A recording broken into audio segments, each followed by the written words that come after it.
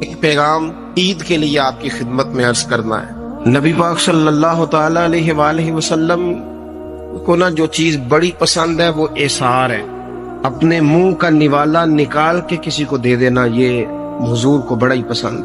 قربانی کرنا، ایثار کرنا، ضرورت ہوتے ہوئے کسی کی مدد کرنا۔ قرآن مجید آپ پڑھے نا تو صحابہ کی تعریف قرآن نے بیان کی، فرمایا وَيُؤْثِرُونَ عَلَىٰ أَنفُسِهِمْ وَلَوْ كَانَ بِهِمْ خَصَاصَةٌ، فرمایا وہ دوسروں پر ایثار کر دیتے ہیں چاہے انہیں کتنی ہی ضرورت کیوں نہ ہو۔ عید قریب آ گئی، باوجود پابندیوں کے بازاروں میں رش بڑھ گیا۔ ہم تو سن رہے تھے کہ لوگوں کا کاروبار بند ہے، پر پتہ نہیں لوگ اتنی خریداری کرنے کیسے پہنچ گئے۔ لیکن کچھ لوگ ایسے بھی ہیں جن سے میں نے دبے لفظوں میں پوچھا کہ سوٹ سلوا لیا ہے، تو انہوں نے جب یہ کہا نا کہ دکانیں ہی نہیں صحیح طریقے سے کھلی، تو وہ نا ان کی جھکی جھکی آنکھیں بتاتی تھیں کہ دکان پہ جانے کے پیسے کوئی نہیں پاس۔ ایک شاعر تھا تو وہ کہتا ہے کہ میں کھلونوں کی دکان کے پاس سے گزرا، میں بھی ساتھ تھا، میرا بیٹا بھی اور میرا پوتا بھی۔ تو میرا پوتا ضد کرنے لگا کہ کھلونا لینا ہے، تو میرے بیٹے نے بڑا سمجھایا نہیں لینا نہیں لینا، پر بچے نے ضد نہیں چھوڑی۔ باپ نے مارا بھی ڈانٹا بھی، پر اس نے کہا نہیں میں نے کھلونا لینا ہے۔ جب میرا بیٹا نہیں مان رہا تھا تو میں نے پھر اس کو کہا، میں مثال دے رہا ہوں، پس منظر کچھ یوں بنا ہوگا۔ اس نے کہا کہ تم کھلونے کی دکانوں کے پاس سے کیوں گزرے؟ یہ بچے کی ضد ہے، یہ سمجھوتا نہیں کرتی۔ یہ بچوں کی ضد ہے، یہ سمجھوتا۔ اور وہ آج بھی دوپہر میں بچوں کو سلا دیتی ہے اس ڈر سے کہ گلی میں پھر کہیں کھلونے بیچنے والا نہ آ جائے۔ صرف میری گزارش اتنی ہے کہ 3 جوڑے بنوانے والا 1 بنوا لے، اور تھوڑا تھوڑا نا ایثار کا جذبہ، غریبوں کا عید پر خصوصی خیال۔ امیروں نے سارا مہینہ گوشت کھایا ہے اور بڑا دب کے کھایا ہے۔ جو نبی پاک کی امت سے پیار کرے نا، رسول پاک اس سے بڑا پیار کرتا ہے۔ اس طرح کرنا، عید پہ گوشت کا آرڈر دینا، لیکن ایک دن اپنے گھر پکا لینا اور کوشش کرنا کہ دائیں بائیں جہاں گوشت نہیں نہ جاتا، تھوڑا تھوڑا وہاں بھی صرف چھوٹے چھوٹے خرچے اپنے کم کر کے، تو وہ پھر بھی جیب میں نہیں رکھنے، وہ تھوڑا سا نا ایثار اس عید پہ بڑا ضروری ہو گیا۔ ہاں کچھ ہیں ایسے ہی گھر، آپ یقین کریں گاؤں میں پھر بھی کچھ لوگ ایسے ہیں جو خیال کر لیتے ہیں۔ شہروں میں چونکہ ہم ایک دوسرے کا حال بھی نہیں پوچھتے، آج بھی گاؤں میں کچھ کچے مکانوں والے اپنے ہمسائے کے گھر فاقہ نہیں ہونے دیتے۔ تھوڑی تھوڑی یہ اپیل ہے، میری خاص اپیل ہے، یاد رکھنا تھوڑا سا۔ میرا ایک دوست سے بڑا ہی پیار ہے، بڑا ہی، مجھے بڑی محبت ہے۔ میں ضروری تو نہیں ہر بندے کے منہ پہ کہا جائے، ان کی بیٹیاں کام کرتی ہیں۔ مجھے ایک صبح انہوں نے بتایا کہ بچیاں کام پہ جاتی ہے، تو میں فجر کے بعد سوتا ہوں۔ اس دن میں سو نہیں سکا، بڑا میں اذیت میں آ گیا۔ میں نے کہا کہ بیٹیاں تو میری بھی ہے نا، تو اس لیے یہ تھوڑا سا نا مہربانی کریں، خدا را تھوڑا سا نا امت کا درد بھی محسوس کریں۔ بڑی بڑی سوسائٹیاں تو تھوڑی ہیں، زیادہ لوگ تو ابھی بھی کچے مکانوں میں ہیں، تو مہربانی کریں تھوڑا سا ان لوگوں کا اس عید پہ ضرور خیال کریں۔ آج اس رمضان کو میرے ابا جی فوت ہوئے تھے، آج کے دن، آج ان کو 19 سال ہو گئے۔ اب 19 سال پہلے میں کہاں تھا آپ سوچ سکتے ہیں۔ تو میں نے بڑے ان کے جانے کے بعد راتیں بھی دیکھی ہیں، اور میں نے ان کے جانے کے بعد بڑے کٹھن معاملات بھی دیکھے ہیں۔ تو میں نے یہ ذائقہ چکھا ہے، مجھے پتہ ہے کہ یہ جو غریبی کا اور یتیمی کا رنگ ہوتا ہے، اس کی اصل شکل کیا ہے وہ میں نے اصل شکل دیکھی ہے۔ تو میں اس کے مد و جزر سے میں واقف ہوں، مجھے اس کا پتہ ہے۔ تو مہربانی فرمائیں، آپ سے میری یہ درد مندانہ اپیل ہے کہ تھوڑا تھوڑا دائیں بائیں ضرور توجہ کیجئے گا۔ رب کریم میری نبی پاک علیہ السلام نے فرمایا جو بندہ جو کام کرتا دنیا سے جائے گا وہی کام کرتا ہوا اٹھایا بھی جائے گا۔ ایک بندہ شراب کے نشے میں مر گیا تھا، شراب زیادہ پی لی، پھیپھڑے کام کرنا چھوڑ گئے، یا رسول اللہ صلی اللہ علیہ وسلم یہ شراب میں مر گیا ہے. فرمایا معاذ اللہ قیامت میں اٹھے گا تو اس کے منہ سے شراب کی بدبو آ رہی ہو. مسلم شریف کی حدیث ہے، بخاری میں موجود ہے. ایک صحابی تھے، وہ حضور کے ساتھ میدان عرفات میں پہنچنے میں لیٹ ہو گئے. اپنی اونٹنی دوڑاتے ہوئے تیزی سے میدان عرفات میں پہنچے اور زبان پہ جاری تھا لبیک اللہم لبیک لبیک لا شریک لک لبیک ان الحمد والنعمت لک والملک لا شریک لک لبیک. یہ لبیک کہتے کہتے جا رہے، اچانک اونٹنی سے گرے، گردن کے بل انتقال ہو گیا. نبی پاک علیہ السلام نے فرمایا کفن نہ دو، احرام میں ہی لاؤ. حضور نے جنازہ پڑھایا، فرمایا اسے دفن کر دو، یہ قیامت کے دن جب قبر سے اٹھے گا تو لبیک لبیک کہتا ہوا ہی اٹھے گا. جو بندہ جو کام کرتا دنیا سے جائے گا، بس ذہن بنا لو جو کرتا جائے گا.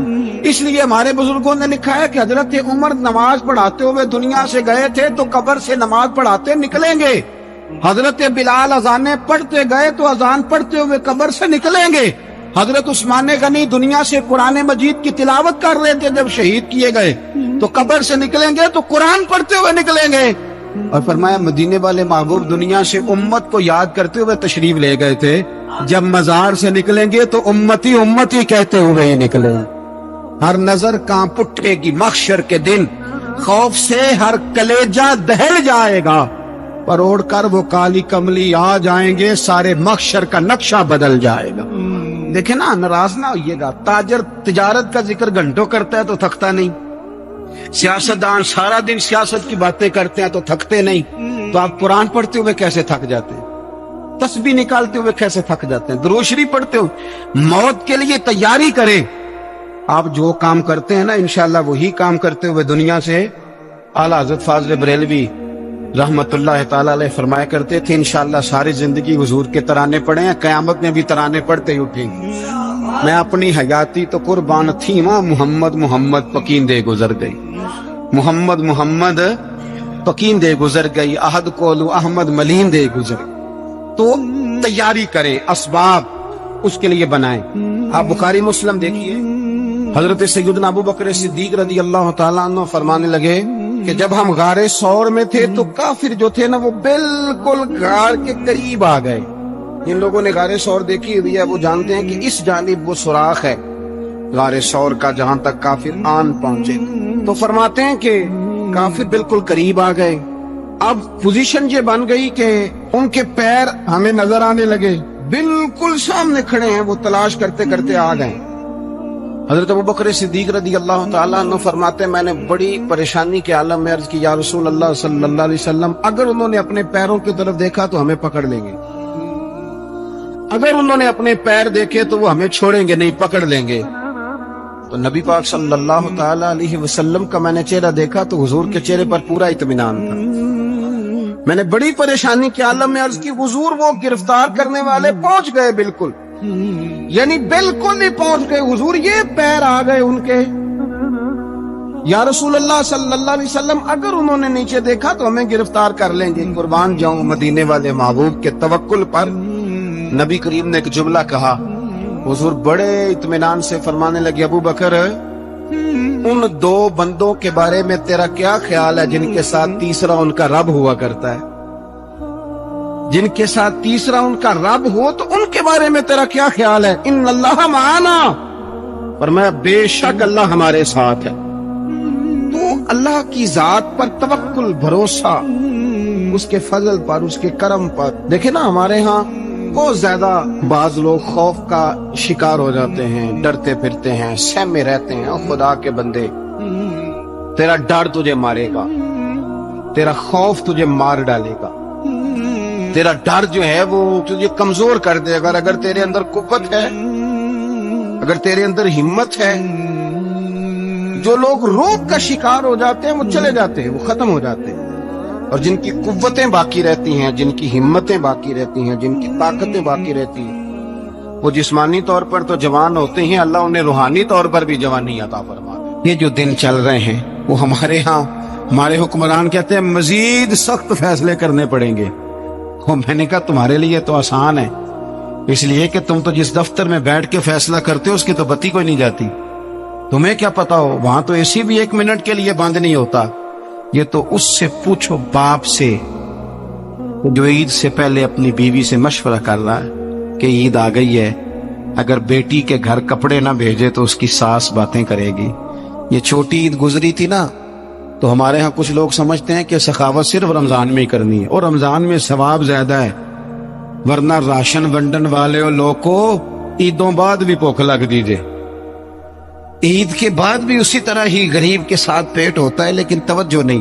ایک تو ذوق علم پیدا کریں، ہم نے اس عید پہ کوشش کرنی ہے کہ ہماری گلی میں، ہمارے محلے میں، ہمارے دائیں بائیں تھوڑا سفر کریں، بچوں کو دیکھیں، سرکاری سکول سے نکلتے بچوں کو دیکھیں، مساجد مدارس سے نکلتے بچوں کو دیکھیں، ہم نہ ایک ایک دو دو کا ساتھ دیں۔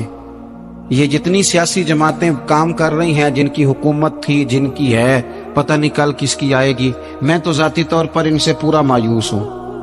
مجھے تو نہیں لگتا کہ جتنے لوگ آج تک حکومت کر چکے ہیں، بار بار آتے ہیں یا پچھلی حکومت گئی ہے، ان کے پاس کوئی پلان ہی نہیں ہے۔ یہ تو بیچارے ایک دوسرے کی ٹانگیں کھینچنے کے علاوہ نہ کچھ کر سکے ہیں، نہ امید ہے کچھ کریں گے۔ لیکن غریب کی تکلیف بڑھ گئی ہے۔ میرے پاس 20 لوگ آتے ہیں، آتے تو وہ دعا کا کہنے ہیں، آتے تو صرف یہ بتانے ہیں کہ اس مشکل میں ہوں دعا کرنا، لیکن دوستو لوگوں کی باتیں سن کے بڑی تکلیف ہوتی ہے۔ ہم کیا کسی کی مدد کر سکتے ہیں؟ ہمارے لیے تو مدارس چلانے مشکل ہیں، لیکن لوگ اذیت کا شکار ہیں، ذہنی کرب کے نیچے لوگ آ گئے، اتنی بڑی اذیتیں کھڑی کر دی گئی ہیں۔ تھوڑا تھوڑا دیکھو، 2 کا کھانا 3 بھی تو کھا ہی سکتے ہیں نا، 3 کا کھانا 4 بھی تو کھا ہی سکتے ہیں نا۔ میرے محبوب نے ہمیں یہ نہیں کہا تھا زیادہ گوشت پکانا، بلکہ رسول پاک نے تو رنگ ہی بڑا سادہ دیا ہے۔ کریم نے فرمایا، عائشہ شوربہ ذرا زیادہ کر لو، پڑوسیوں کو بھی سالن دے دیں گے، تھوڑا شوربہ زیادہ کر لو، اسی کو بڑھا لو، تھوڑا شوربہ بڑھا لیں، تھوڑا تھوڑا ایک دوسرے کی مدد کریں، دست شفقت رکھیں۔ گلیوں میں سنسان لوگ، اب تو لوگ ایک دوسرے سے دکھ بھی نہیں کہتے، وہ کہتے ہیں دینا کسی نے ہے کچھ نہیں، اور تماشا الگ سے بن جائے گا۔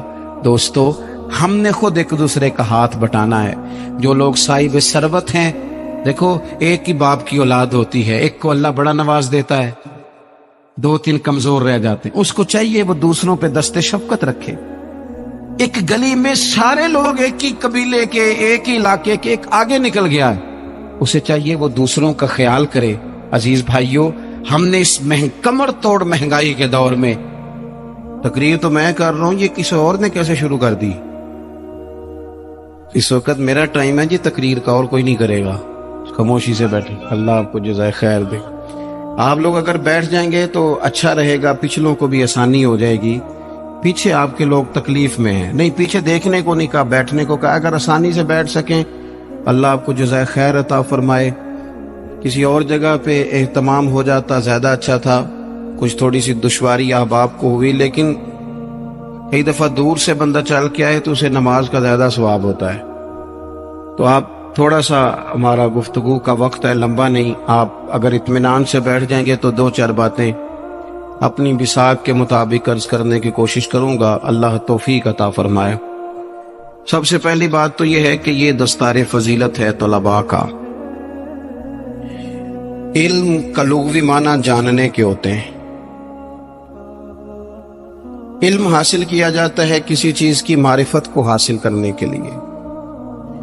جب ہم کوئی علم حاصل کرتے ہیں تو ہم یہ چاہتے ہیں کہ ہمیں اس چیز کے نفع اور نقصان کا پتہ چل جائے، اور جب ہم دینی علم حاصل کرتے ہیں تو اس کا مقصد یہ ہوتا ہے کہ ہمیں رذائل اور خسائل ان دونوں کی خبر ہو جائے، خیر کیا ہے شر کیا ہے اس میں تمیز کا ملکہ ہمیں نصیب ہو جائے، اچھائی اور برائی کھل کر ہمارے سامنے واضح ہو جائے۔ یہ مقصود ہوتا ہے علم سے۔ علم سے، تعلیم سے مقصد زیادہ باتیں کرنا نہیں ہوتا۔ ایک آدمی بہت زیادہ باتیں کرتا ہے تو شاید بڑا عالم ہے، ایک شخص بہت زیادہ گفتگو کرتا ہے تو اس کے پاس معلومات زیادہ ہے، ایسا نہیں، بلکہ حضرت عبداللہ ابن مسعود رضی اللہ تعالیٰ عنہ سے جب کسی نے پوچھا تھا کہ بڑا عالم کون ہوتا ہے، تو آپ فرمانے لگے جو رب سے زیادہ ڈرے وہ بڑا عالم ہے۔ اور دلیل انہوں نے یہ دی کہ اللہ کریم نے قرآن مجید میں فرمایا ہے کہ انما یخشی اللہ من عبادہ العلماء، اللہ کے بندوں میں سے جو عالم ہیں وہ رب سے ڈرتے ہیں۔ تو دینی تعلیم، اس کی معلومات حاصل کرنے کی کوشش کریں، صحیح کریں۔ قرآن مجید کی ایک آیہ کریمہ کا کچھ حصہ جو میں نے تلاوت کیا، اس میں اللہ کریم نے فرمایا اپنے محبوب سے، کہا وَقُلْ رَبِّ زِدْنِی عِلْمًا، اے محبوب آپ میری بارگاہ میں یہ دعا مانگیں، آپ یہ عرض کریں کہ اے رب میرے علم میں اضافہ کر دے، اے مالک میرے علم میں اضافہ کر دے۔ بہت ساری چیزیں ایسی ہوتی ہیں جن کی زیادتی ٹھیک نہیں ہوتی، وہ زیادہ ہو جائیں تو نقصان کرتی ہیں، لیکن علم ایک ایسی چیز ہے کہ جس کے بارے میں رب کریم نے کہا کہ محبوب آپ دعا مانگیں کہ آپ کو زیادہ علم دیا جائے۔ اور پھر علم ایک ایسی چیز ہے کہ کوئی بھی آدمی یہ دعویٰ نہ کرے کہ میں نے بڑا حاصل کر لیا ہے، میری اب تکمیل ہو گئی ہے، میں اب مکمل ہو گیا ہوں۔ جن کو اللہ نے غیب کے خزانوں کی کنجیاں دی ہیں نا، ان سے بھی رب کریم نے کہا ہے کہ محبوب آپ دعا کریں کہ مالک میرے علم میں اضافہ کر دے۔ تو جب وہاں تک یہ بات ہے تو پھر عام آدمی کو بھی چاہیے کہ وہ اپنی معلومات میں اضافے کا شوق پیدا کرے۔ اور تیسری بات یہ کہ جو حضور کے علم شریف پر بات کرتے ہیں وہ بھی اس آیت سے سیکھیں کہ حضور کا علم تو ہر روز رب اس میں اضافہ فرما رہا ہے، تو ہر روز اضافہ ہو رہا ہے۔ وَلَلْآخِرَةُ خَيْرٌ لَكَ مِنَ الْأُولَىٰ، ہر روز ترقی ہو رہی ہے حضور کے علم شریف کی بھی۔ تو ہمارے ہاں زیادہ تر لوگ بات اس لیے سیکھتے ہیں کہ میں کوئی کہیں سے مسئلہ سیکھوں گا پھر جا کے اپنی مسجد کے امام کو تنگ کروں گا کہ وہاں تو میں یہ سن کے آیا ہوں تو یہاں یہ کام کیوں نہیں ہوتا۔ میں کوئی بات سیکھوں گا تو پھر میں اس سے بحث کا دروازہ کھولوں گا۔ علم کا مطلب ہی اپنے آپ کو سنوارنا ہے، معلومات حاصل کرنے کا مطلب یہ کہ آپ کے عمل میں پختگی آئے، آپ کے کردار میں پختگی آئے، آپ نے جو سیکھا ہے آپ اس کے مطابق اپنے آپ کو ڈھالیں۔ مسلم شریف میں موجود ہے، نبی پاک صلی اللہ علیہ وسلم نے دعا مانگی ہے، اے اللہ میں اس علم سے تیری پناہ مانگتا ہوں جو علم تو ہو پر نفع والا نہ ہو۔ جس بندے کے علم نے اسے نفع نہیں دیا، وہ کچھ سیکھ نہیں سکا اس سے، تو اس کا علم کسی کو کیا نفع دے گا؟ جب خود سے اس نے، اور صوفیاء کرام تو فرماتے ہیں کہ جو لوگ بڑی معلومات حاصل کر لیں، بڑی باتیں سیکھ لیں، پنچایت میں کسی کو بولنے نہ دیں، گھر میں کسی کو بولنے نہ دیں، بہت سارے لوگ تو علماء کو بھی مشورہ دیتے ہیں، بڑی باتیں کرے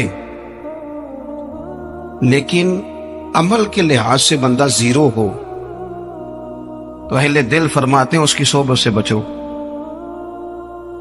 اسے بڑا پتہ ہے، بڑی باتیں آتی ہیں، بڑی باتیں کرتا ہے، لیکن گفتگو کی حد تک تو بہت بڑا ہے، عمل کے معاملے میں صفر ہے۔ بہت سارے لوگ مسجد کے حجرے میں میٹنگ ہو رہی ہوتی ہے اور وہ لمبی لمبی دلیلیں اور مشورے دے رہے ہوتے ہیں، نماز کا ٹائم آ جائے تو اٹھ کے چلے جاتے ہیں، کہتے ہیں میں اپنے محلے دی مسیتیں پڑھنی۔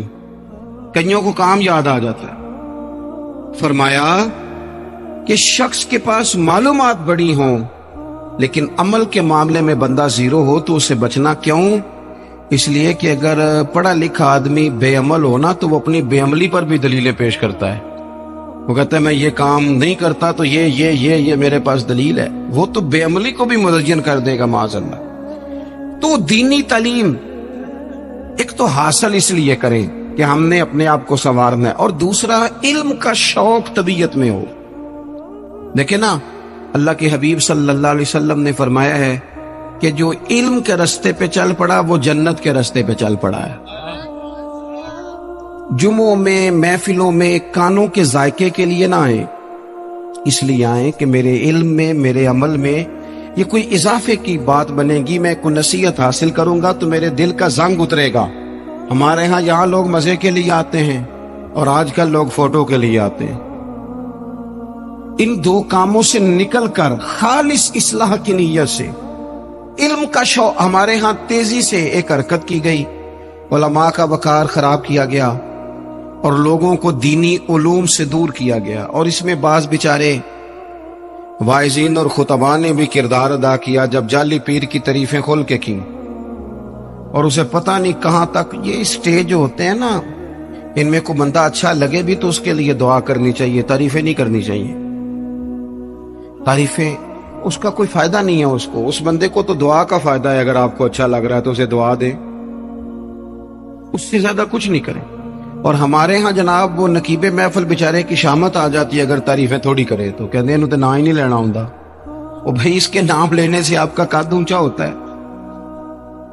तो इल्म और आलिम, इन दोनों चीजों से कौम को दूर किया गया। दीनी तालीमात का फुकदान है। जो मैट्रिक तक लोग 60-70 किताबें पढ़ जाते हैं उन्हें भी कुरान पाक ठीक से नहीं पढ़ना आता, दूर किया गया। आप मुझे बताइए, चलें एक मस्जिद ही आप देख लें, उस मस्जिद के अंदर अगर एक तरफ एक आलिम दीन मिशकात शरीफ खोल के बैठे हो, हदीस पाक का दर्स हो रहा है, या बारे शरीयत खोल के बैठे हैं, फिकी मसाइल बयान किए, और उसी मस्जिद में एक बाबा जी जुब्बा पहन के तगड़ा सा बड़ी सी पगड़ी बांध के और 500 दाने वाली तस्बीह लेके बैठे हैं। अब एक बंदा अंदर आता है तो वो किधर जाएगा, आलिम की तरफ के बाबा जी की तरफ? वो क्यों जा रहा है भला बाबा जी की तरफ? वो इसलिए कि हमने उसे ये बताया ही नहीं कि जिस तरह सुभान अल्लाह सुभान अल्लाह सुभान अल्लाह पढ़ना इबादत है ना, इसी तरह दाराबा पढ़ना भी इबादत है। उसे हमने बताया नहीं कि जब तक इल्म के रास्ते में रहना भी इबादत है, जब तक उसे ये समझ नहीं ना आएगी कि जिस तरह वज़ाइफ की किताब पढ़ना इबादत है, इसी तरह मिशकात शरीफ पढ़ना। वीडियो देखने का शुक्रिया। अगर आप चैनल पर नए हैं तो सब्सक्राइब कर लें और साथ ही साथ बेल आइकन पर भी क्लिक कर दें ताकि यूट्यूब हमारी हर वीडियो का नोटिफिकेशन सबसे पहले आपको भेज दे। जज़ाकल्लाह।